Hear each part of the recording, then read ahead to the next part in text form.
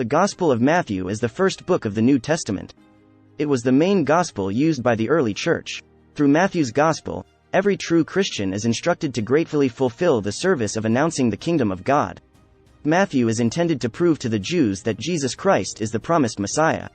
More than any other gospel, Matthew quotes the Old Testament to show how Jesus fulfilled the words of the Jewish prophets.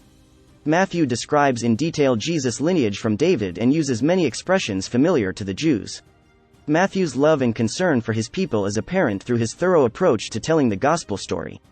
Key verses. Matthew chapter 5 verse 17, "Do not think that I have come to repeal the law or the prophets. I have not come to repeal, I have come to fulfill." Matthew discusses the lineage, birth, and beginning of Christ's life in the first 2 chapters.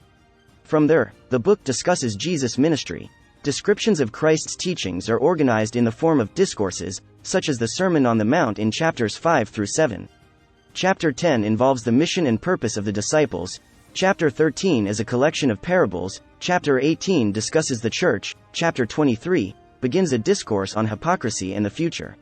Chapters 21 through 27 discuss Jesus' arrest, torture, and execution. The Gospel of Matthew informs us that Jesus fulfilled the Scriptures, inaugurated the kingdom of God, commissioned his followers to spread this kingdom to all peoples, tribes, and languages, warned that the task of evangelizing would be accompanied by afflictions and persecutions, but also warned that he would always be with those who are his. Finally, he promised that one day he will return and the kingdom of God will reach its full realization. With a very well done systematic arrangement, the author of the first gospel brings an impeccable categorization and organization of the themes. Thus Matthew gives us the wonderful experience of reading the accounts of Jesus' ministry described by an eyewitness, the Apostle Matthew himself. His fellow Jews were the audience Matthew was addressing, and many of them, especially the Pharisees and Sadducees, stubbornly refused to accept Jesus as their Messiah. Despite centuries of reading and studying the Old Testament, their eyes were blinded to the truth of who Jesus was.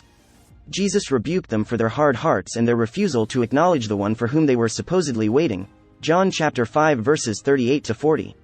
They wanted a Messiah on their own terms, a person who would fulfill their own desires and do whatever they wanted.